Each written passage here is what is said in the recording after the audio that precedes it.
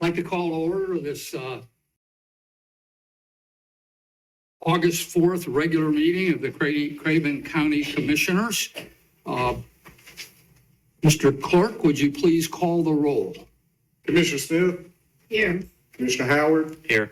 Commissioner Hunt? Here. Commissioner Mark? Here. Commissioner Mitchell? Here. Vice Chairman Jones? Here. Chairman Blucher? Here.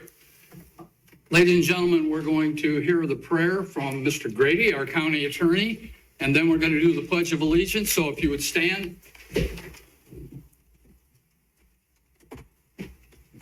Dear God, we give you thanks for giving us another day. We ask your special blessing upon those representing Craven County.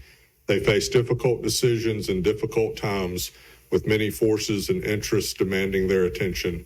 Give wisdom to them that they might execute their responsibilities to the benefit of all citizens of Craven County.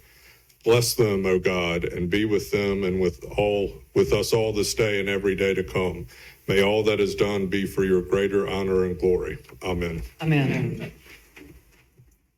I pledge allegiance to the flag of the United States of America and to the republic for which it stands, one nation under God, indivisible, with liberty and justice for all.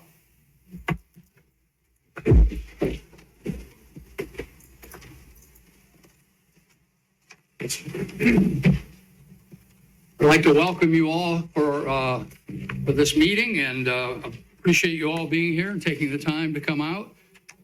We do have one elected official, I think just one, in our midst. That's Patty Mason.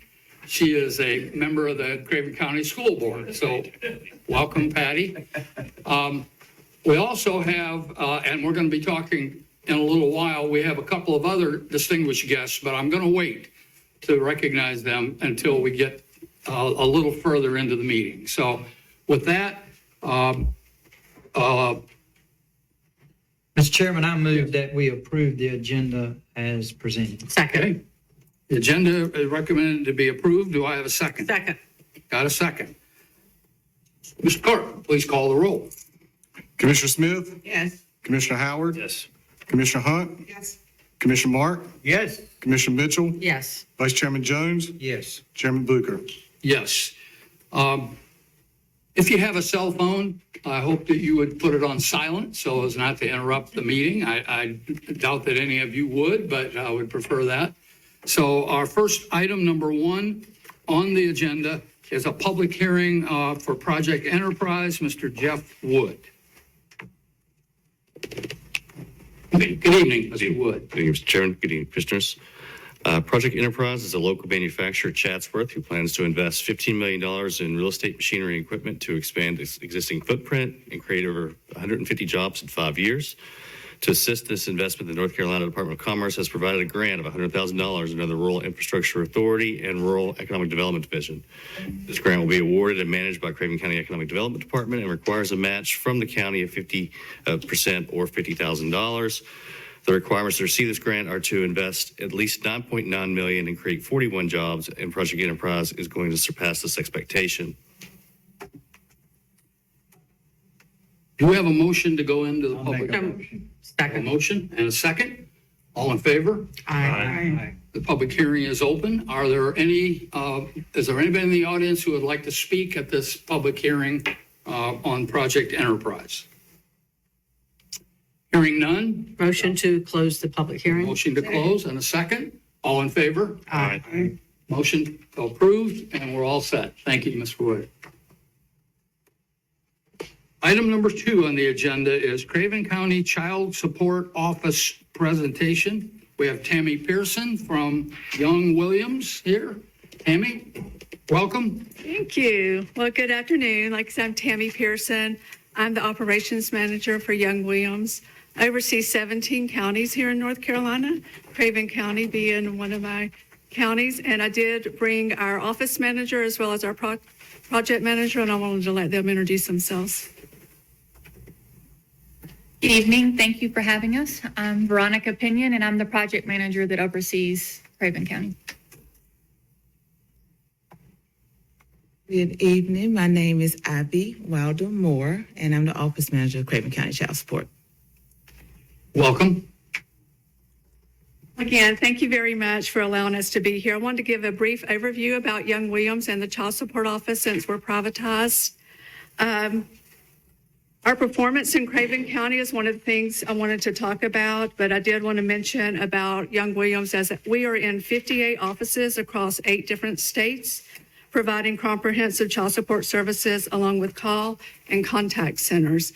Here in North Carolina, we do have a contact center dedicated to our Craven County office, as well as we oversee 17 counties, like I said in the beginning, and we provide full service. Along with that, we do have specialized staff members in each of those offices that we work with and to help maintain our performance. Today, I want to talk again about performance overall and give you a little brief history about some of the numbers and how they compare to the previous year. In state fiscal year 25, we achieved a 91.29% of our cases under order, meaning that we went to court or either a person came in our office and asked for services and they agreed to a child support order. We got that order established. So 91% of our total caseload is under order receiving child support at this time. Last year, we recorded 91.68%, which was slightly higher. And one of the reasons that we showed a decrease was our total caseload size since 2020, since COVID hit, has been on a downward slide, and it's a national trend of showing a decrease in total cases. I think it'll pick up this year because our, as of July 1, referrals will come back into place, and so we'll start seeing more cases that'll come in as well during this time. Additionally, we established paternity in 91.29% of the cases that applied for new services, meaning if a parent come in and they had to have paternity established for a child or children, they could do that, or they could do an affidavit of parentage, which is a voluntary acknowledgement of paternity. Last year, we achieved a 95.20%, which again is a great higher number, but without the referrals coming in, we didn't have as many cases that needed paternity. I do not think we'll worry about that this year. I think that it's going to be a much higher total cases that we get coming over with referral.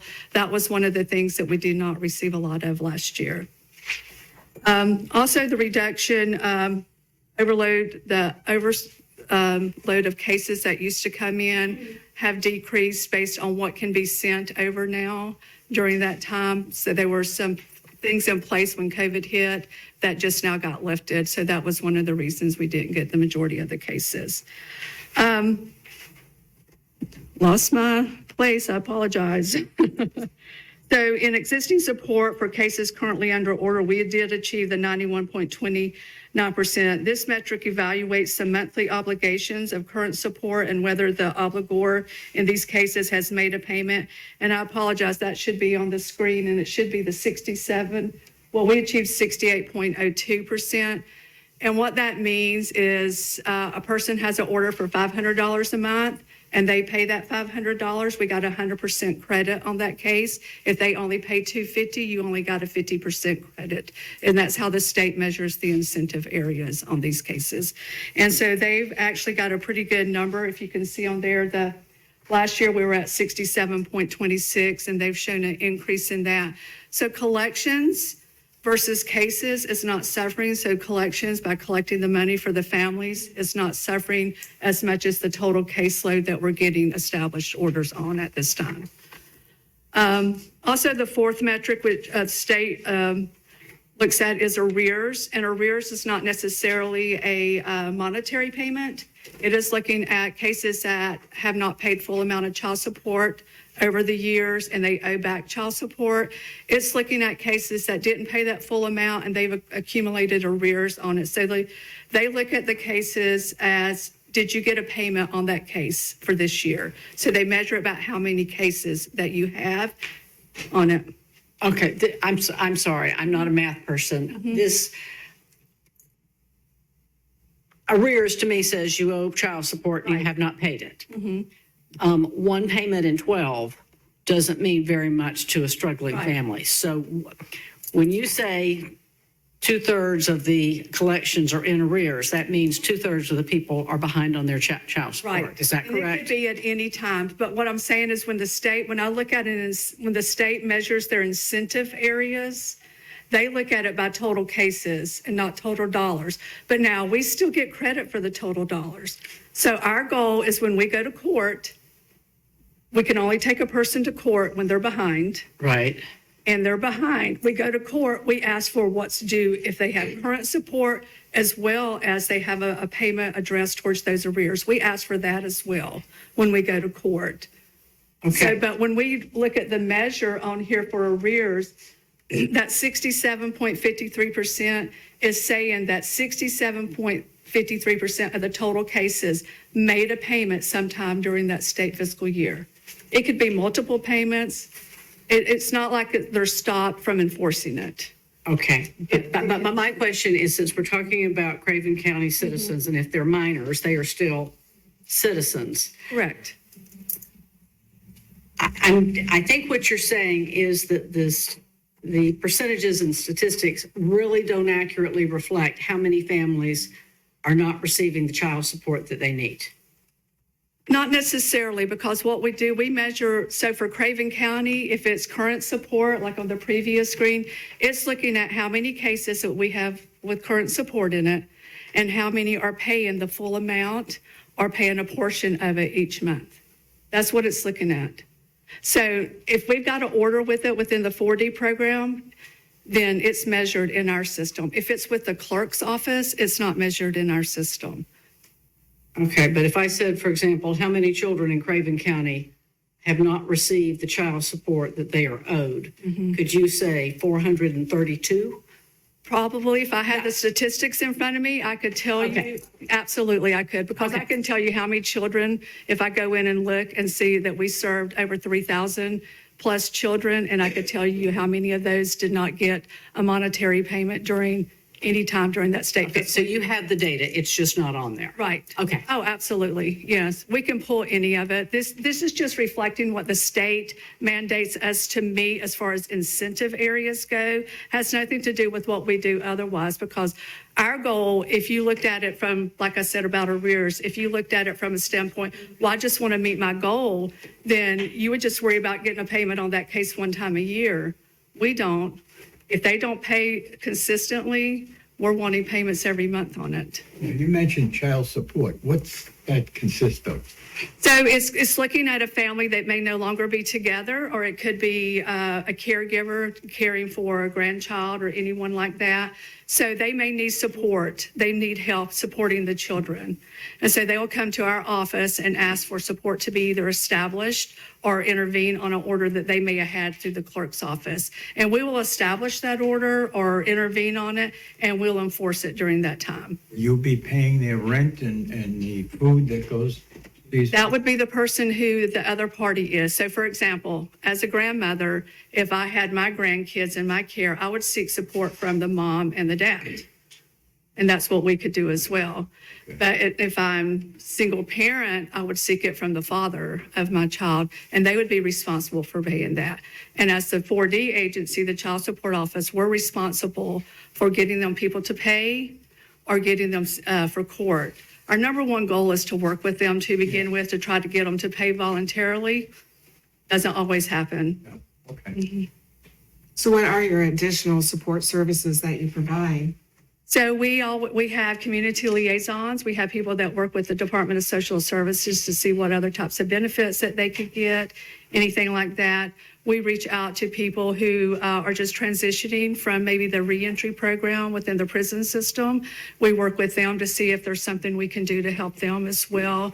We seek other agencies, just different types, to see if there's rent, fuel assistance, anything like that. I think the hardest thing we have for a lot of our parents is getting transportation. And it's the hardest thing. We've tried to work in this county, other counties, this one as well, trying to get the need to get transportation for people to be able to go to a job or, at least apply. So that's the biggest thing that we have. But I would say you look at it from a monetary standpoint, from me as a mom needing help for that child I've got right now, especially with school starting back. Well, every August and multiple times a year, all of our offices do book bag drives. These two ladies here will be having a book bag drive. They call the school to see who needs the most help, and we take all those supplies and everything to the schools. And we do that throughout the year as well. And that's just us as staff members that like to do that. But we also, as an agency, that's something we want to give back to all of our communities. So as a parent or parents, if they can't afford it, you take care of the rent or food that is supplied to them? We don't. All we do is the child support portion of it is try to make sure that that person who's ordered to pay that support is we try to help them. And we will try to find them services that can help with the rent and everything. We just would not be responsible for paying Right. the rent. Not to go too far down this rabbit hole, but if there was a resident in Havelock who was going to take a foster child, say from Pennsylvania, would that resident in Havelock be able to reach out to you to find additional support services to get them They can. established as a family here? They can contact us and see, and within, most of the time, I'd look at Mr. Merritt back here and say we would address some of the things to go to the local Health and Human Services Department, but we always keep stuff on hands to where we can do it. Simeon West, he's one of our community liaisons. He's worked in Craven before with one of the programs that y'all have. RSC. Before. What is it? RSC. RSC, and so he's worked with all of them as well to, try to get whatever types of services that we can get for any family. I will say, coming from a single family, my mom raised 3 children, did an amazing job. This was prior, I'm going to tell my age, but this is prior to 75, and the 4D program was not implemented until 1975. So during that time when the 3 of us were small, my mom had to take money out of her pocket to go to court and pay it herself in order to try to get my dad to pay child support at that time.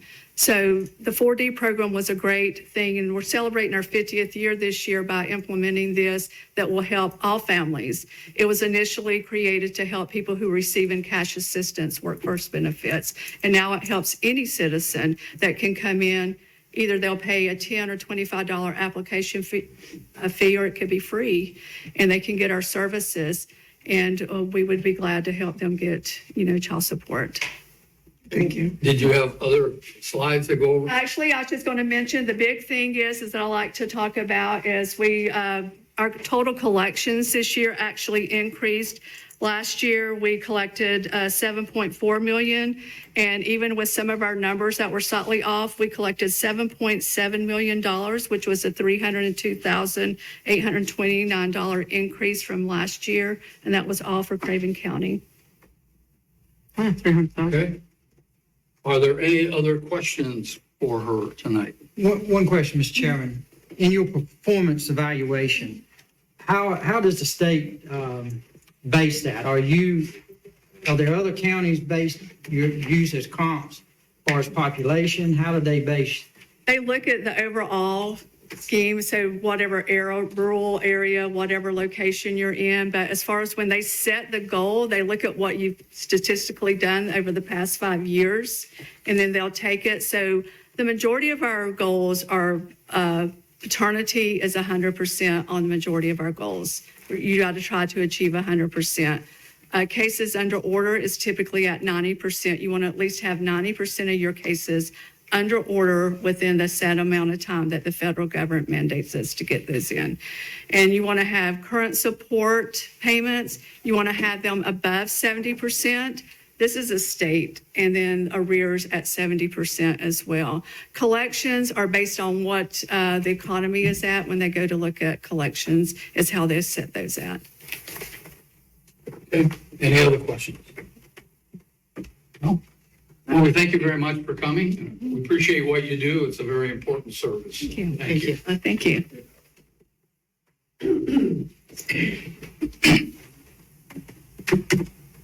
Commissioners, item number 3 is petition of citizens. We have nobody who is petitioned to speak tonight on agenda topics.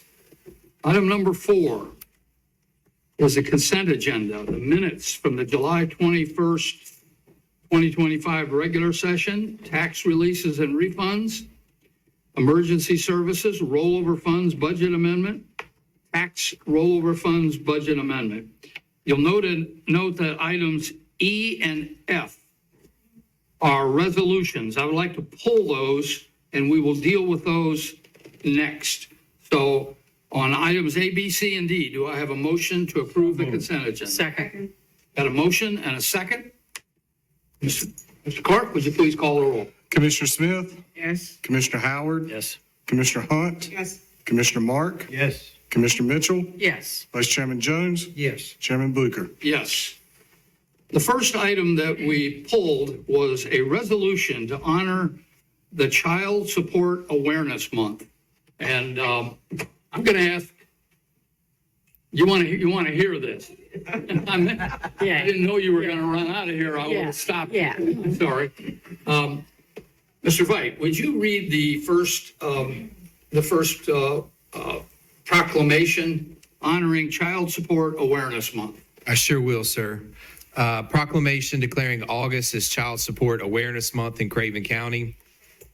Whereas Craven County is recognizing August as Child Support Awareness Month and reaffirms its commitment to strengthening Craven County's families by providing child support services to improve the economic stability and well-being of children. And whereas in state fiscal year 24-25, more than $7.7 million in child support was collected from parents of Craven County's children. And whereas there are nearly 3,271 child support orders in place, working to ensure that children receive financial support from their parents. And whereas the court must order either parent to obtain and maintain medical health insurance coverage for a child if it is actually and currently available to the parent at a reasonable cost. And whereas Child Support Awareness Month salutes the diligent working parents who spend time with their children and who make regular child support payments to safeguard their children's future. And whereas strengthening individuals and families promotes the safety and well-being of children, provides stability, improves the lives of children, and provides opportunities for families to enhance their children's futures.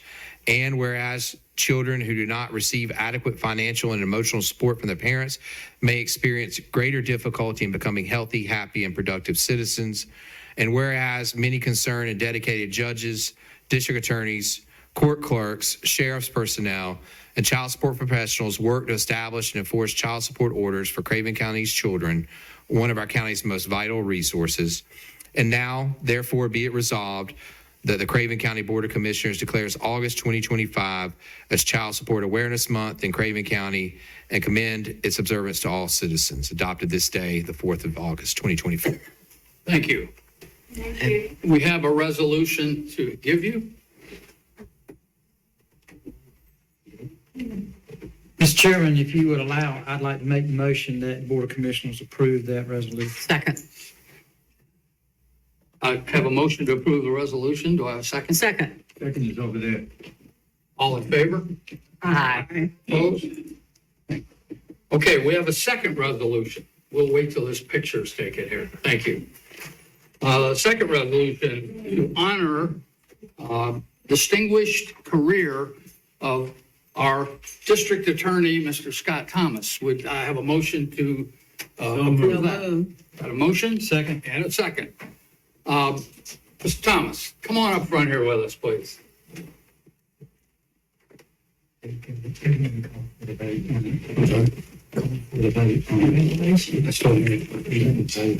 Oh, okay. Before we do that, we need to vote whether we want to give you this. Should I stand here and watch who votes? Stay right where you're at. Okay, so we have a motion to honor Mr. Thomas with a resolution. Do I have a motion? Yes. And a second? And a second. All in favor? Aye. Okay, nobody opposed. Thank you. We are, to everybody in this audience who doesn't know, the job of district attorney is a difficult one, a very important one, and we have been blessed, believe me, for the last almost 20 years to have Mr. Thomas as our district attorney. And so with that, I would like Mr. Veit, and by the way, before I go any farther, you want to introduce your guests here with you? Yes, Mr. Chairman, I have several members of my family. If they'll just stand up in the back, I won't call everybody by name, but family, my wife, 3 daughters, and son-in-law.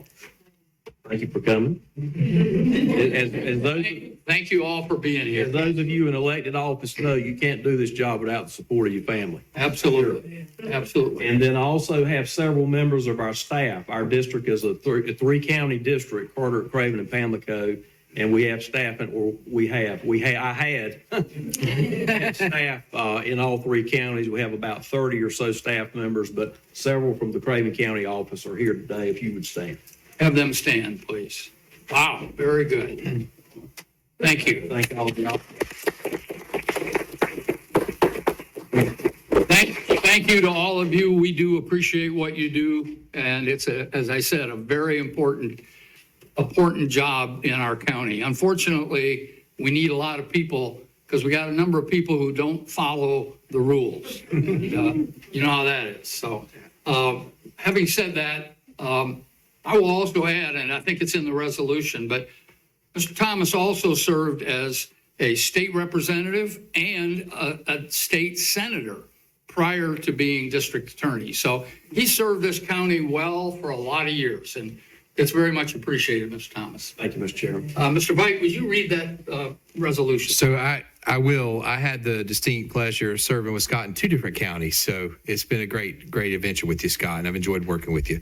So resolution honoring the distinguished career of District Attorney Scott Thomas. Whereas District Attorney Scott Thomas announced his retirement effective August 1st, 2025, concluding a distinguished career in public service spanning more than 28 years, including nearly 2 decades as the elected district attorney for prosecutorial District 4, which includes Craven, Carteret, and Pamlico counties. And whereas a graduate of West Craven High School, East Carolina University, and North Carolina Central University School of Law, Thomas began his legal career as a law clerk to a North Carolina Supreme Court justice, later served as an assistant district attorney and practiced law privately. Thomas served in the North Carolina General Assembly as both a representative and senator, demonstrating a lifelong commitment to the people of Eastern North Carolina. And whereas, after being appointed as district attorney in 2006, Thomas was elected to 5 full terms. As chief prosecutor, he promoted a firm but fair approach to justice through a comprehensive strategy that emphasized education, prevention, treatment, and strong enforcement. Whereas, under his leadership, the district attorney's office advanced critical public safety initiatives, including the establishment of child advocacy centers, implementation of substance use treatment alternatives to incarceration, and expanded responses to the opioid epidemic. And whereas his state leadership includes serving as the president of the North Carolina Conference of District Attorneys and chairman of the Governor's Crime Commission. He has received numerous honors, including the North Carolina Attorney General's Dogwood Award and the Save Lives Together Award from the Fentanyl Victims Network of North Carolina. And whereas Thomas's legacy is defined not only by his tenure as a chief prosecutor, but also by his commitment to mentoring attorneys, advocating for crime victims, and building trusted partnerships with law enforcement, including a long-standing collaboration with Craven County Sheriff Chip Hughes. And now, therefore, be it resolved that the Craven County Board of Commissioners expresses its deepest appreciation to the District Attorney Scott Thomas for his exceptional service, principled leadership, and devoted commitment to justice. Be it further resolved that the board extends its congratulations and best wishes as he enters the next chapter of his professional and personal life, with profound gratitude for his enduring legacy and devoted service to Craven County and the communities of District 4. Adopted this day, the 4th day of August, 2025.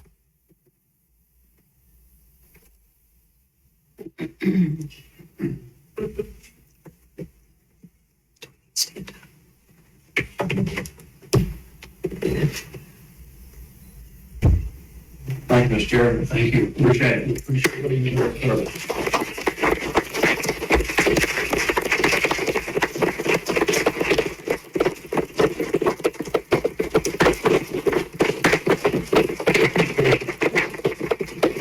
I would add one thing, and that is Sheriff Hughes couldn't be here tonight, but I can guarantee you if he was, he would tell you how appreciative he is of his partnership and how well they work together as sheriff and DA. And I'm sure that the other 2 sheriffs you work with would say the same thing. So we appreciate that. Thanks very much.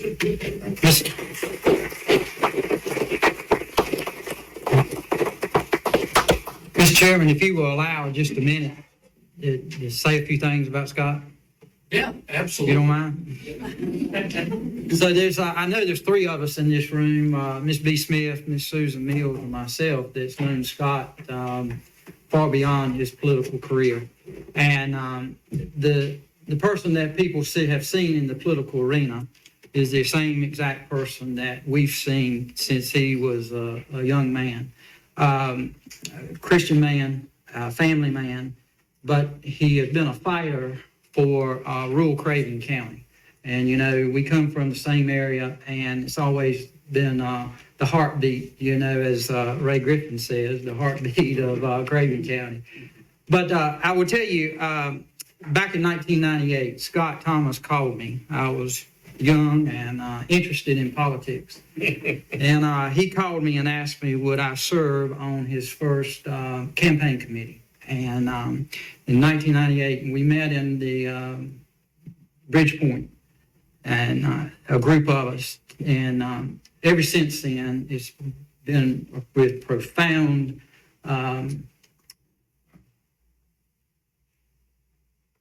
me to be able and others to be able to stand behind you in your political service.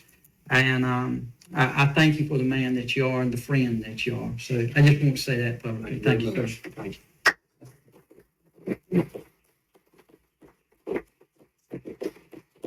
If anyone else would like to speak? I'm ill prepared to make a statement because I was not expecting to do so. However, I have known Scott as well, in that I worked in Craven County. I remember since he was a student and throughout his life and family. And I've been on board with his mother and served with his father.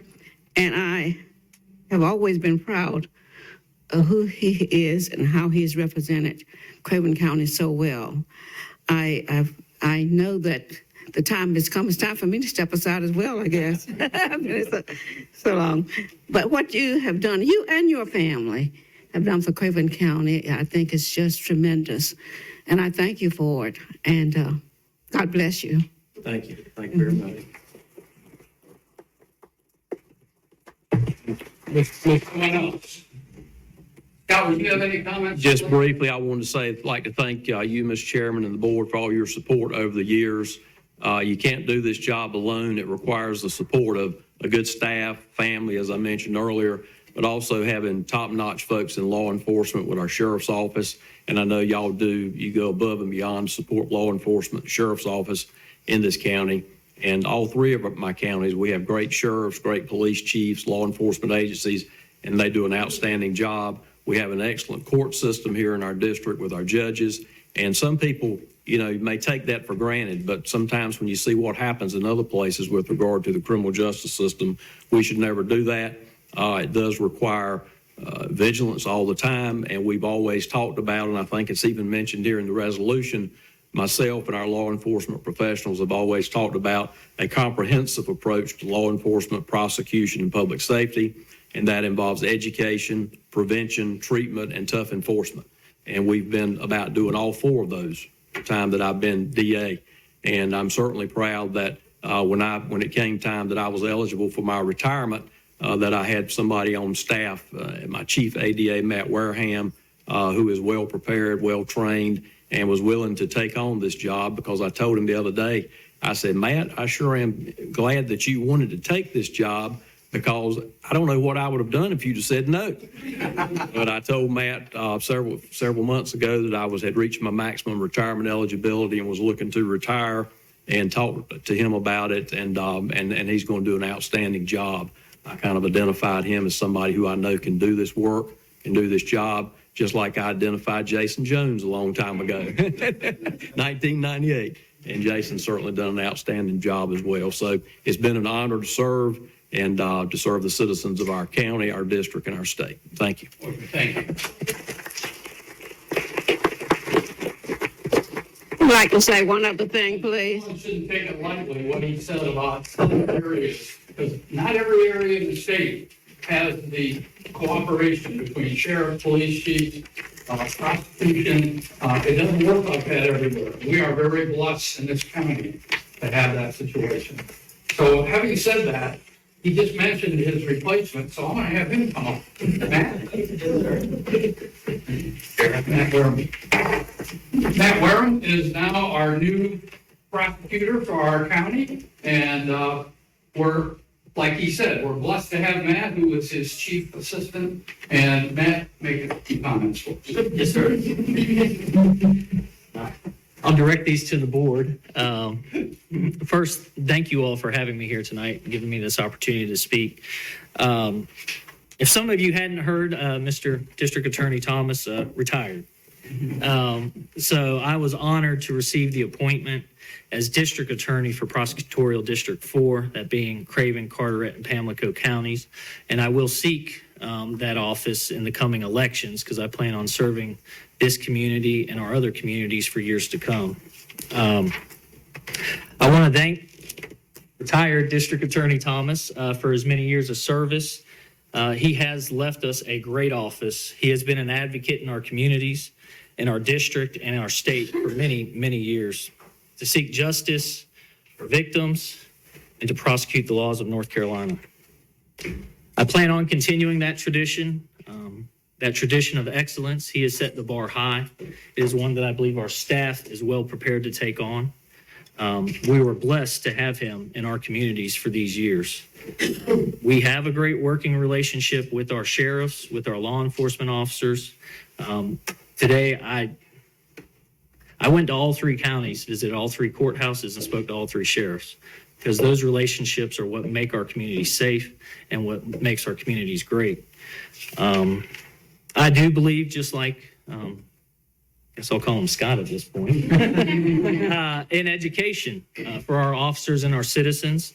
I believe in the prevention and treatment for our first-time offenders and substance use folks who have problems. If they're willing to seek treatment, we're willing to help them. We are also willing and able to seek tough enforcement. For those people who traffic in drugs, who are habitual felons, they've proven that they can't be in society, and so we need to do our jobs to help take them out of our society. Our office will continue to be open. We are committed to public service. We have prosecutors in our office with 34 years, 27 years, 28 years, 15 years. I've been doing it for over a decade. I started in Alamance County, and I've been lucky to have gotten back here almost a decade ago now. We do believe in being fair, but also firm in the application of our criminal laws. We will take every case on its merits and review it on its evidence and seek the best outcome for our citizens, our victims, and for the justice system. So with that, I would say thank you. And District Attorney Thomas, thank you. Thank you.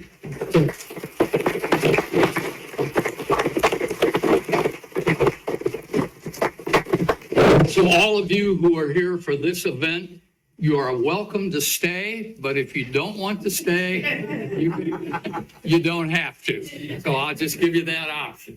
Okay. I would like to make one other comment before you leave, please.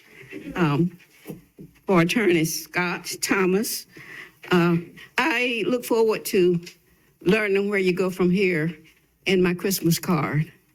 I get it every year. Get one of these there. Yeah. Thank you. Thank you.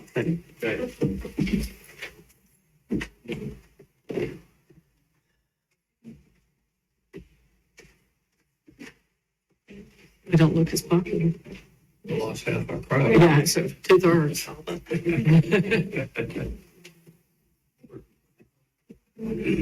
Everybody else can go. Okay, before we go on, I don't think he was here when we opened the meeting, but Havelock City Commissioner Mark, say your last name? Mark is here with us tonight, so welcome. Okay, item number 5, Board of Election laptops, budget amendment. Steve Bennett and Susan Williams, our elections director. Yes. Hi. Thank Welcome. you. Thank you for the opportunity to come and present to you this evening. So the elections office needs to replace our 84 laptops. Those laptops are used during early voting. When you go to vote, you walk in, they ask you to state your name and your address. They look you up on those laptops. Those laptops are critical to our process, obviously, and they operate on Windows 10. Windows 10 will no longer be supported after October of 2025. So during this budget year, we did discuss replacing the laptops, but we thought that there was going to be a workaround that would allow us to continue to use them because we are a government agency, at least through the end of the year. That is not true. The state board has now said, no, you must get new laptops because they're not going to be secure. And we want to make sure everything is secure for elections, right? So that's what we're here for, to ask you to help us enhance our election security and ensure compliance with state requirements. And we're asking you to approve the budget amendment for $59,388 to replace the 84 laptops. Yeah, it would have been nice if they'd told us this a while ago, wouldn't it? I agree. Yeah. But we don't have much of a choice. So, board, you're being asked to approve a budget amendment in the amount of $59,388 for the replacement of the new laptop. So moved. Got a motion and a second? I did have a question. Yes, All 84 laptops are essentially the same age, so they need to be, they're all Windows 10. and how old is that? They are approximately 5 years. We purchased these when I first got here. 5 years, okay, just wondering. One more question, if I could. So you currently have 84, correct? And you're asking. My question is, not I'm trying to spend more money, but with the problem that we had in Havelock, which there was much more to that problem other than just laptops. Is this suffice? Will you need to come back to this board and ask us for 5, 6, 7 more later on? Or do you think this will take care of the problem going forward? This will be adequate to cover the county? So currently, the 84 laptops that I have in my possession, or the new ones that I'm going to have, would work where we currently are. However, if I had a bigger space and I could have more workers and I could add more laptops, then we could change that. But that would also be needing more money to pay precinct officials. And as we know at Havelock, we still have a fairly small space. I don't know that we can work in more laptops. I will tell you that out of the 84, not all 84 are deployed during election day. And we do have a few that are spares and backups. So when Havelock had its situation, we immediately deployed 2 more laptops to Havelock so that we could try to help with the provisional issue we were having there. You've answered my question. You've got some extra for backup. Okay, that's very good. Okay, any other questions? I have a question. These extra, aren't they older as well? Will they work on the new? No, so if I replace all 84, out of that 84, I would have 3 to 4 that are spare in case one crashes or something happens. Okay, we have a motion and a second. Would you call the roll, Mr. Clerk? Commissioner Smith, Yes. Commissioner Howard, Yes. Commissioner Hunt, Yes. Commissioner Mark, Yes. Commissioner Mitchell, Yes. Vice Chairman Jones, Yes. Chairman Blucher. Yes. Okay, Steve, I guess you don't have to speak tonight. Okay, thank you very much. Thank you. Appreciate it.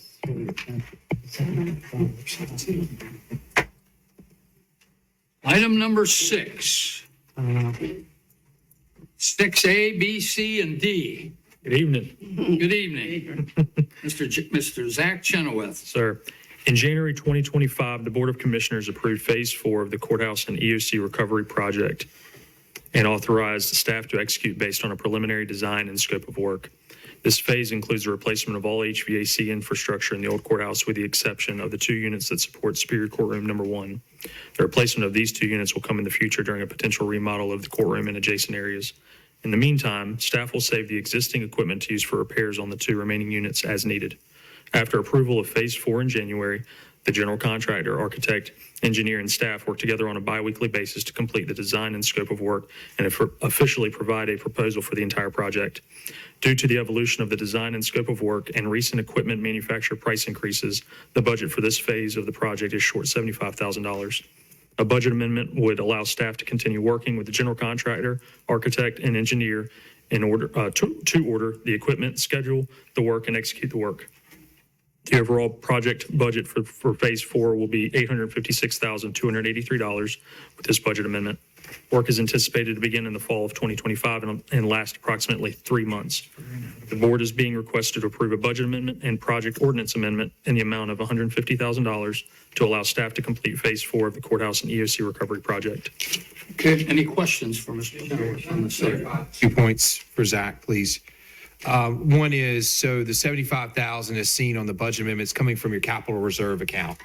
And it's being added into the project budget, which is really large at over $12 million. But that was the totality of the whole courthouse project. So just wanted you to know this is money that's set aside for the reserve to come into here. Zach, I believe, and I think it said in there, but I just want to be clear, this is the finishing of the courthouse. So with the exception of the Superior Courtroom, which we looked at back in the winter, this would end that project. Correct. Thank you. Yep, and we've discussed that with Craig as well as closing that out. Okay, thank you. Are there any questions? Move to approve the project ordinance and amendment. We're basically compelled to do that for the courthouse, aren't we? Yeah, we are, sir. So those air conditioners, we had known they needed to be replaced, but the work that was getting done in phase 1, 2, and 3 needed to take place before we got into this set. We have had some issues, Zach, over the last few months that, That's correct. you know, this work needs These were originally put in 2001, so they're past their life expectancy. Yes, sir. Move to approve. Second. Got a motion and a second? Clerk, would you call the roll, please? Commissioner Smith, Yes. Commissioner Howard, Yes. Commissioner Hunt, Yes. Commissioner Mark, Yes. Commissioner Mitchell, Yes. Vice Chairman Jones, Yes. Chairman Booker. Yes. Item B, Senior Center Restoration Rollover Project Budget Amendment. For fiscal year 2024-2025, the Board of Commissioners approved a project at the Senior Center that included structural repairs, interior repairs and updates, exterior repairs and updates, and replacement of HVAC systems and operational equipment. The budget for this project was set at $1 million. Craven County contracted with the City of New Bern to lease a temporary location to serve the patrons of the Senior Center while work is being performed at the Senior Center. A service contract was issued for project management. Bid packages were issued to state contract vendors, low bidders, and informal bidders. Work completed to date are structural repairs, abatement, flooring, HVAC, lighting, painting, IT infrastructure, and duct cleaning. Work remaining is the ADA, wheelchair lift installation, door hardware, exterior repairs and painting, final cleaning, and move-in. The project is on schedule, on budget, and staff anticipates project completion before expiration of the lease at Hancock Street. The board is being requested to approve a budget amendment in the amount of $437,690 in order to carry over the unspent funds from fiscal year 2024-2025 into the current fiscal year and to complete this project. Any questions on this one? No questions? Do I hear a motion? I make a motion that we. Second. Got a motion and a second? Mr. Clerk, would you please call the roll? Commissioner Smith, Yes. Commissioner Howard, Yes. Commissioner Hunt, Yes. Commissioner Mark, Yes. Commissioner Mitchell, Yes. Vice Chairman Jones, Yes. Chairman Booker. Yes. Item C, In October 2023, the Board of Commissioners approved a budget amendment to accept $589,000 in federal funding from the Health Resources and Services Administration and authorize staff to complete design work and solicit bids to expand the Havelock Health Clinic. A request for proposal was issued on March 1, 2024, and on March 28, 2024, bids were received. The low bidder was Carolina Bay Construction with a base bid in alternate number 1 amount of $422,000. On May 6, 2024, the Board of Commissioners awarded the project to Carolina Bay Construction. Over the past year, the contractor, architect firm, and staff have worked together to expand the health clinic from 1 unit, 508, into 2 units, 506 and 508. The 2 units are now connected and work is completed in Unit 506. Work is currently ongoing in Unit 508 with an anticipated completion date of August 15, 2025. The 2 units will be fully functional for county staff and veteran affairs within the next month. The board is being requested to approve a budget amendment in the amount of $139,620 in order to carry over the unspent funds from fiscal year 2024-2025 into the current fiscal year and to complete this project. any questions on this one? Move to approve. I have a question for the county manager. When was the last time we had the discussion with the VA representatives to put providers in there? So I spoke with Mr. Harrelson, our health director, probably 3 to 4 weeks ago, and he had had some conversations with them. They were awaiting this estimated completion date. I know they were eager, Zach, you may have had some conversation with them about that as well. Yes. I know they're preparing to. They are. They've got some IT infrastructure in place. They've had a few folks down kind of reviewing the space. Now that it's functional, we're operating out of there currently since we're working on the occupied side. But they're making arrangements on their end. I don't have a date from them, but they are making arrangements. Do we have any kind of timeline? How long till they? I don't. I mean, when we make the space available, they'll still have to upfit, which Zach, it's good to hear they're already doing. But I don't have a timeline. We'll be ready for them on the 18th of August, basically. Okay. Okay, I heard a motion. Do I hear a second? Second. A motion and a second. Please call the roll, Mr. Cole. Commissioner Smith, Yes. Commissioner Howard, Yes. Commissioner Hunt, Yes. Commissioner Mark, Yes. Commissioner Mitchell, Yes. Vice Chairman Jones, Yes. Chairman Booker. Yes. Okay, item number D, Government Center East Project Rollover Budget Amendment. On March 17, 2025, the Board of Commissioners received a capital projects update from staff. An update was provided on the Craven County Government Center East project.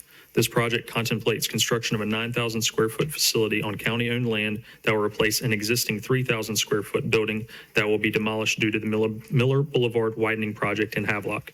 This proposed new facility will house numerous state offices, some county offices, and multi-purpose space that can be used as a voting site in future elections. This project is one of the projects included in the long-range master agreement that Craven County and Oakley Collier Architects entered in July 2020. On April 30, 2025, a task order was issued to OCA to begin the design phase of this project. Design work is ongoing with OCA and county staff. The board is being requested to approve a budget amendment in the amount of $650,000 in order to carry over unspent funds from fiscal year 2024-2025 into the current fiscal year to continue design work for this project. Okay, any questions on this one? Just a point. I know there was some discussion because of potential movement of a voting location in New Bern. Voters confused about where to go, but Havelock seems to have a new voting place every 2 years or every 4 years. So this is a pretty important project for the folks in Havelock to have a consistent place to vote.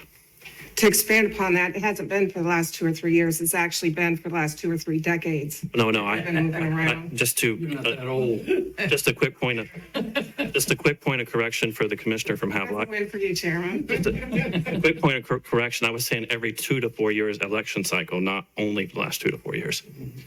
That was not. Okay, well, we can see the finish line on this. Our department helps with the delivery, so we can attest to that. It'll be a little while yet, but at least we got a plan. So We had problems. Elections are every 2 to 4 years. do I hear a motion? Move on. Moved. Got a motion and a second. Court? Commissioner Smith, Yes. Commissioner Howard, Yes. Commissioner Hunt, Yes. Commissioner Mark, Yes. Commissioner Mitchell, Yes. Vice Chairman Jones, Yes. Chairman Booker. Yes. Thank you, board. Thanks, Zach. Enjoy this weather. Finally. Parks and Recreation. Mark Seymour. Mark? Good evening, Commissioners. Thanks for having me here tonight. In 2023, Craven County received a $500,000 Parks and Recreation Trust Fund grant to construct a 175-acre nature park on property acquired from the Coastal Land Trust. Over the past 3 years, Craven County has collaborated with the Coastal Land Trust, City of New Bern, NCDOT, and several other partners to initiate this project. A portion of the grant funding was utilized in fiscal year 2025 to secure the necessary appraisal and permits for the property. Department is now requesting the reallocation of the remaining grant funds in fiscal year 2026 to ensure the park's completion. A bid meeting for Phase 1 construction, which includes grading and site work for both parking lots, was held in July.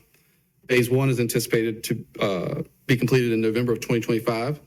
Phase 2 of the project will encompass trail work, restroom facilities, and a shelter. The park is scheduled to open in mid-2026. The board is requested to reallocate $496,552 to fiscal year 2026 to complete work on the Craven County Nature Park. Okay, I just have a comment. I want you all to approve this because Commissioner to my right over here would like to get this park done. He wants this park finished. I'm right there with you. My part, Commissioner. Chad Howard Park. Mr. Howard, yeah, we're going to name it Chad Howard Park.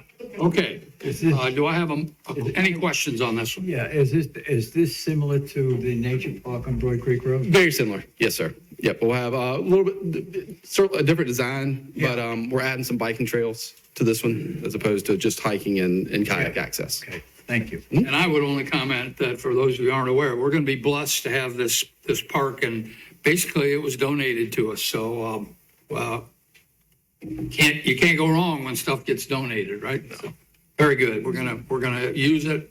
I'm sure a lot. Very excited about it. Do I have a motion? So moved. Second. Got a motion and a second. Please call the roll. Mr. Clerk. Commissioner Smith, Yes. Commissioner Howard, Yes. Commissioner Hunt, Yes. Commissioner Mark, Yes?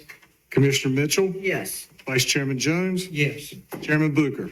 Yes. Thank you, Mark. Thanks so much. Item number 8, Sheriff's Office Detention Center, Comprehensive Opioid Stimulant and Substance Abuse Site-Based Program Grant Rollover Budget Amendment. We have Mr. Tony Cummings here with us today to discuss that with us. Tony?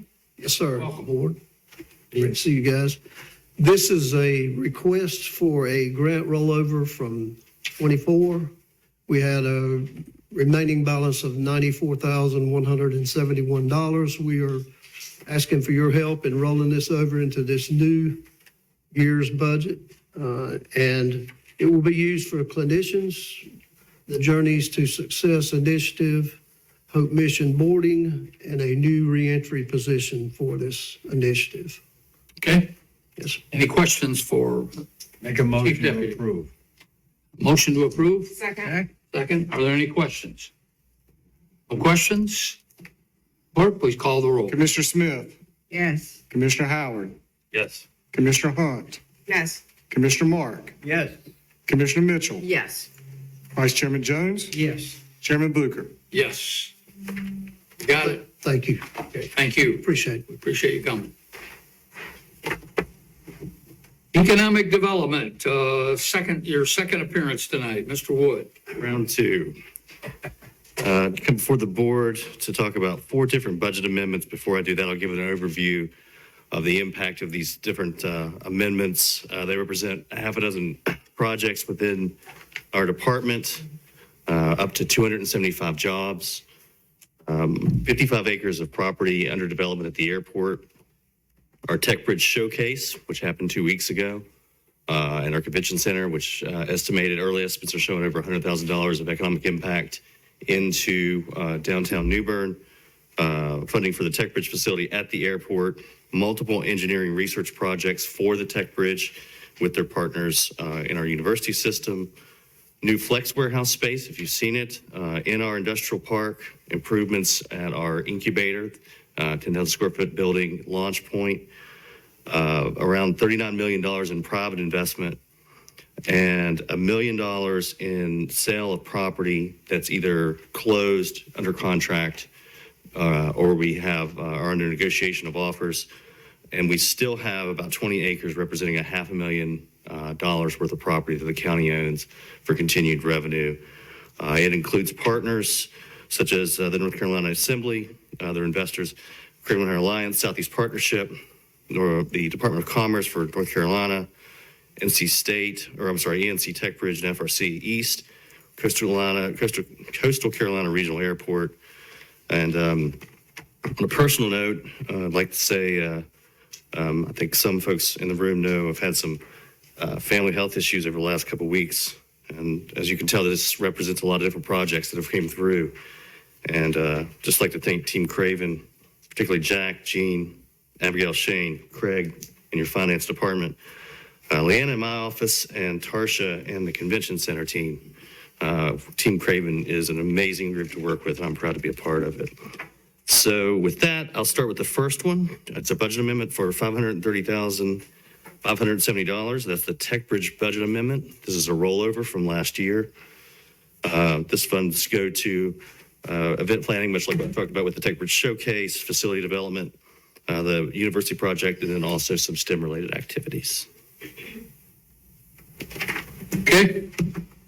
Ask to approve the budget amendment in the amount of $530,570 to carry forward the continued execution of this initiative.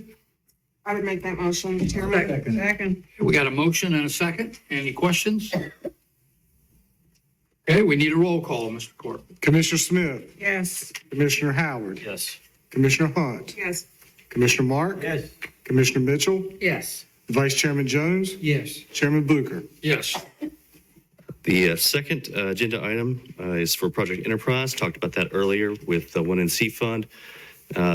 This project will make Chatsworth our fourth largest industrial employer in the county. Fantastic partner. Been in the county for about 25 years, if I remember correctly. Any questions? Second is to accept the 1NC fund grant and approve the budget amendment in the amount of $150,000. So That's moved. $150,000, inclusive of the county match. A motion So moved. and a second? Second. Roll call, please. Commissioner Smith, Yes. Commissioner Howard, Yes. Commissioner Hunt, Yes. Commissioner Mark, Yes.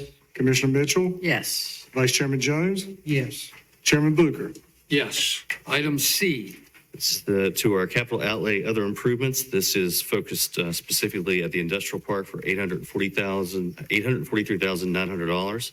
Includes a rollover from our state grant of $543,900, $200,000 from the Craven 100 Alliance, and $100,000 from transfer of fund balance to go towards improvements in our industrial park. Okay. We need to approve a budget amendment amount of $843,900 for building and lot improvements in the industrial park. So moved. Got a motion and a second. Roll call, please. Commissioner Smith, Yes. Commissioner Howard, Yes. Commissioner Hunt, Yes. Commissioner Mark, Yes. Commissioner Mitchell, Yes. Vice Chairman Jones, Yes. Chairman Blucher. Yes. And item D. Last but not least, this is a budget amendment for $1,165,808. Two different things. One, this puts back in a grant that you approved earlier this year towards Lot 6 development, water and sewer infrastructure. This specifically helps out with the flex space that I talked about earlier that's already in place. And then also a carry-on of an infrastructure grant and its match of 25% for the airport for road, water, and sewer for the runway project that we talked about, the 55 acres. Okay. We need to approve a budget amendment amount 1165808 to support Lot 6 infrastructure improvements. So moved. Second. Got a motion and a second. Roll call, please. Commissioner Smith, Yes. Commissioner Howard, Yes. Commissioner Hunt, Yes. Commissioner Mark, Yes. Commissioner Mitchell, Yes. Vice Chairman Jones, Yes. Chairman Blucher. Yes. Thank you, Jeff. Thank you very much. Item number 10 is appointments. Under pending, I'll read these quickly. The Craven Aging Planning Board, Craven County Clean Sweep Committee, Craven County Highway 70 Corridor Committee, Craven County Planning Board, District 5, Juvenile Crime Prevention Council, Business Community Under 21, Sheriff Designee, Vanceboro Craven County Library Board, and Volunteer Agricultural District 1 and 6. Mr. Chairman, if you would, I have a citizen who submitted an application for the Vanceboro Craven County Library Board in consultation with Commissioner Mark, which we both share, the Vanceboro area. You did not receive it in your packet due to it coming in a little bit later, but that is Miss Susan Mills from Vanceboro. So I would nominate her to serve on the Vanceboro Craven County Library Board. Second. Do we have any other nominations for that position? She will be appointed by acclamation. The next item under the EMS Advisory Council, Michael Paul vacated the seat and resigned, Township 7 Fire and Rescue First Responders. And Brittany Nikki Marcy has been recommended to fill the vacancy, and I would make the nomination for her since that's my district. Are there any other nominations for that seat? Hearing none, then Nikki Marcy will be appointed by acclamation. The next one is the Craven County Recreational Advisory Council. David Santiago vacated his seat upon resignation. His resignation you have attached, and Ellen McElry seeks appointment to fill a vacancy. I'll make that motion. Okay. Ellen McElry has been nominated. Are there any other nominations for that seat? Hearing none, she will be appointed by acclamation. Next one is the Juvenile Crime Prevention Council. Sergeant Jason Detweiler seeks to fill the seat vacated by Dora Bullock as recommended by the sheriff, and her application or his application is attached. I would recommend we appoint Sergeant Detweiler. Okay, are there any other nominations for that seat? Hearing none, he will be appointed by acclamation. Note, commissioners, under upcoming, we have the Craven County Clean Sweep Committee and the River Bend Board of Adjustment. Kelly Forrest has been listed. So that finishes our appointments. And the next item is the county attorney's report. Mr. Chairman. Okay. Number 12 is petition of citizen. Mr. Chairman, we have one citizen signed up tonight, Mr. Ray Griffin. Mr. Griffin, you're a familiar face, so you know the rule. You got 3 minutes. As I said, the Craven County is the heartbeat of this nation. But yeah, Ray Griffin, Vanceboro, North Carolina. A couple things I need to ask. One is I was at Arlington Cemetery a while back, and it was a great privilege to do a funeral for a dear friend of mine. And I have to just praise all you veterans. There's so many graveyards there. It's just unreal, all the grave sites. And I begin to think of all the veterans, so I want to commend them for what they've done in keeping America great. And then I begin to think, another question is, I'm going to ask, I know one time we had a problem with, they didn't want to mention the name of Jesus at the commissioners meeting. So I noticed the attorney a while ago, he just said, somebody got in close with amen. What is wrong, or why are we not doing in the name of Jesus and then saying amen? It used to be that way, but I was just curious, why is there some restrictions that the name of Jesus is being not used? Or I know at one time, if you remember, they actually had a closure on using the name of Jesus because it was overturned. And so that's the question I was asking. So I wanted to read. Ask it of the attorney? Huh? But I mean, it was overturned. It was overturned. And so that's what I meant in the name of Jesus. Are we afraid to speak up? You know, the Bible says that we are supposed to be patriots. And I was reading this thing about Dale Robinson in here. It says that she was a patriot of the world, and she was not afraid to stand up to and be a part of that, being a patriot, not afraid to wave the flag or anything. So I'm just wondering why we're not saying in the name of Jesus. After you finish, I'll answer you. Okay. But anyhow, I want to go on. Thank God. I want to say thank God for every veteran that was in. When I went to Arlington and I saw all that went on and funerals, it was just amazing. It was a great privilege to be able to do that for a veteran friend of mine. So I want to just applaud all you veterans. If it hadn't been for you, where would we be today? All of it has stood the test of time. I was just totally amazed that you could get lost in Arlington Cemetery. I don't know how many graves were there. I don't know, have no idea. But we rode around and Tomb of the Unknown Soldier and all these. If anyone hasn't ever been, I challenge you to go. It'll make a believer out of you.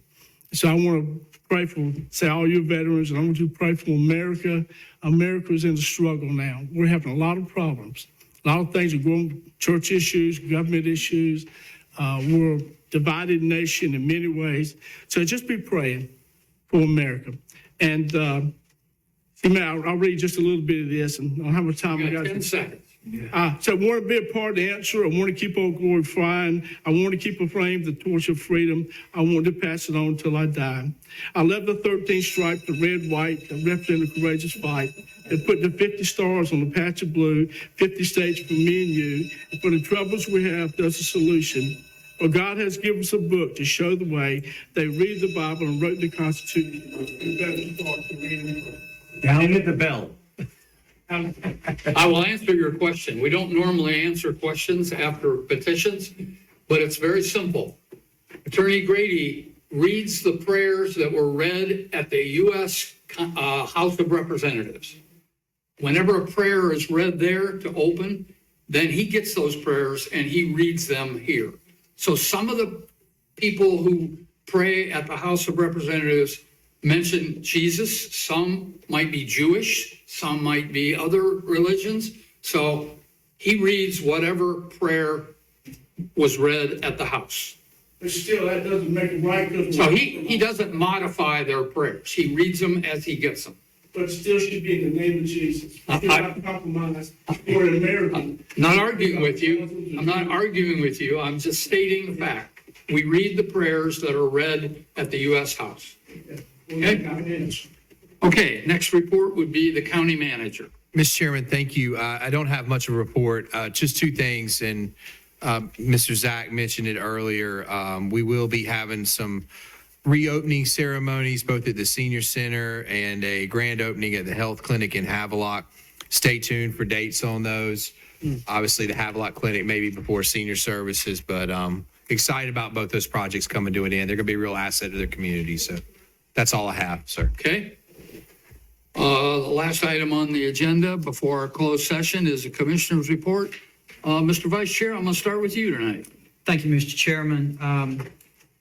I know some of our commissioners, I've talked to you prior to this meeting. I know Commissioner Mark and I have talked a lot over the last few days, but we've received a lot of calls over the course of since last Wednesday from citizens across this county who have been concerned about the reduced funding from the state for the Career Technical Education Program in Craven County School System.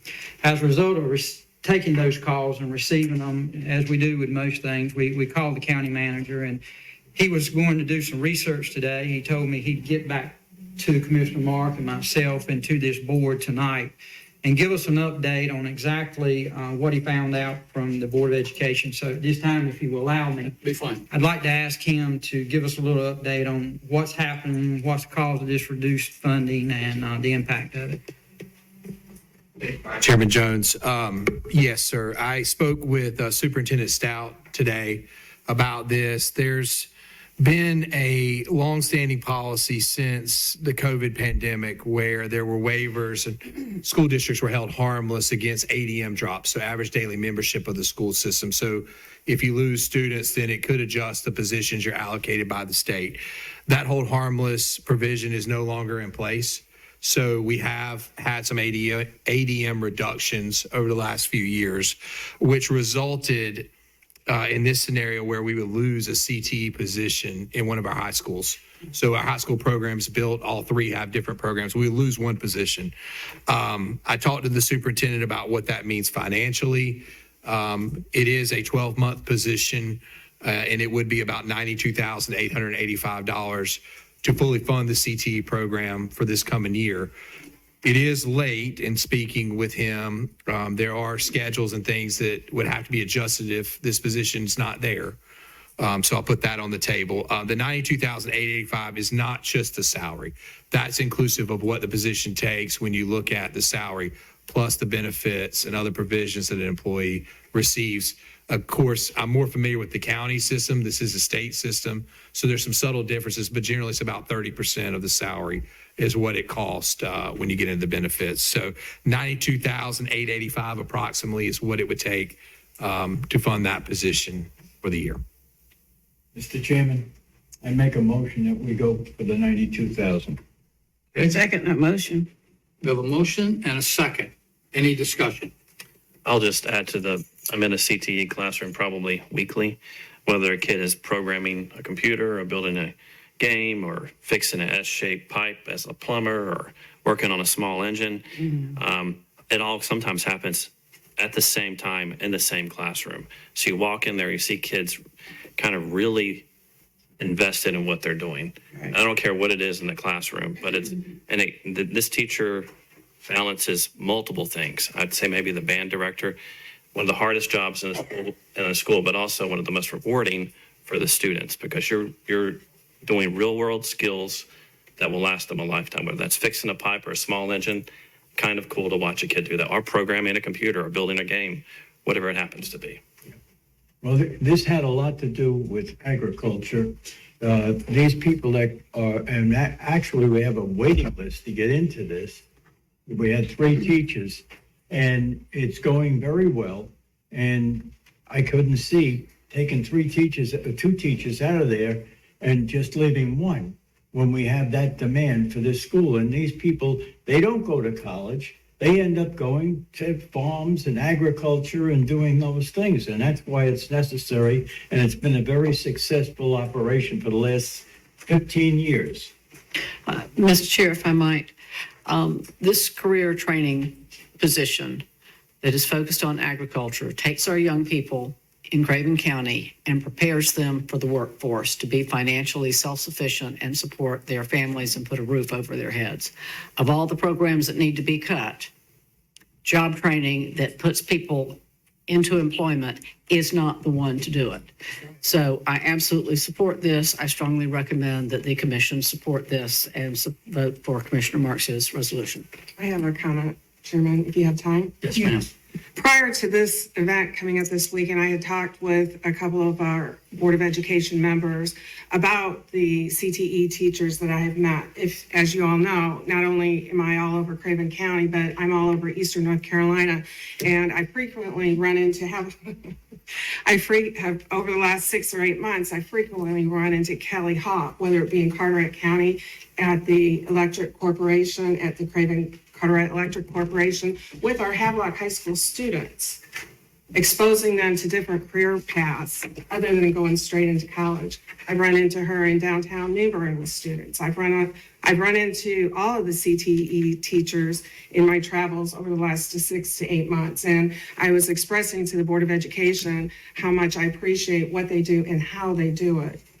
So I will be voting in support of this. I would just add that this ties right in with our community college program that we have, which has turned out to be very successful. And it's like a step at the high school level, and then they can move into find where they fit and go to the community college and go to the next step. So are there any other comments? Mr. Chairman, I would just like to offer 1 or 2 more things. So just for clarification, Mr. County Manager, we never dictate to the Board of Education. We got a Board of Education member here tonight. Thank you for being here. And I have talked to Ms. Patty about this. But we never can dictate to the Board of Education how they use this money. And it's at their discretion once we approve it to send it over to them, and they have then the authority to use it as they want. But what I'm hearing from you is that if this Board of Commissioners fund of taxpayer dollars, local dollars, $92,885, then the CTE program for all of Craven County is held harmless. No positions are lost in any of the high schools, correct? Correct. That's my understanding. The superintendent. Okay. And we elaborated on the animal science, horticulture, plant production, agriculture, mechanics departments, but we got to realize also under CTE, you've got business and finance, marketing, family consumer sciences, health science, computer science, and IT, public safety, manufacturing, technology, engineering and design, transportation, distribution. We've all visited these CTE programs in the county. And for a senior to be able to graduate from high school, and really, they don't have, if they don't want to go to community college, some of them will have the certification to go right into the workforce and to make a great living. And so that's why I think, as I've talked to each of you, that's why I support it. That's why we all support the career technical education program in this county and for what it does. I'm just reiterating what we've already said, but 100%. as overall, we support the program as a whole, and we offer this, if it's approved, to the Board of Education, and I've got confidence, Vice Chair, that y'all will utilize it as it should be. So thank you, Mr. Chairman. Thank you. Call the question. Thank you. Okay, having heard all that, Mr. Clerk, would you call the roll, please? Commissioner Smith, Yes. Commissioner Howard, Yes. Commissioner Hunt, Yes. Commissioner Mark, Absolutely. Commissioner Mitchell, Yes. Vice Chairman Jones, Yes. Chairman Booker. Yes. I believe it was unanimous. Yes, it was. Okay, so that concludes, we got other people here who want to speak. So let's start with Commissioner Smith. Nothing today, please. Nothing today? Nothing today. Okay. I'm just happy that we approved that last one. Yeah, well, we all are. I think we're all smiling. Commissioner Hunt. I might have one or two things. I figured you might. One thing I neglected to say is that Ms. B was a big part of getting those CTE programs in Craven County schools. So I know it means a lot to her too. So she deserves a lot of credit for doing that, and I appreciate it. And the second thing I would say is thank you to Commissioner Larkin from the city of Havelock to coming out here and joining us tonight. Thank you. Okay. Commissioner Mark. I have nothing to report. Okay. Commissioner Mitchell. Nothing. Commissioner Howard. I do, but just for the sake of time, I won't report. Very good. Okay. So with that, we will conclude our meeting, except we are being asked to go into closed session. Let me read what it says here. The board will be requested to go into closed session pursuant to NCGS 143.318.11A3, attorney-client privilege, NCGS 143.381.11A5, property acquisition, and NCGS 143.381-11A6, personnel matter. So, Could you say that again, Mr. Chair? no. So moved. So we'll take a 5-minute break, and all of you, we again, thank you all for coming tonight. We got a motion second. Got a vote. Yeah,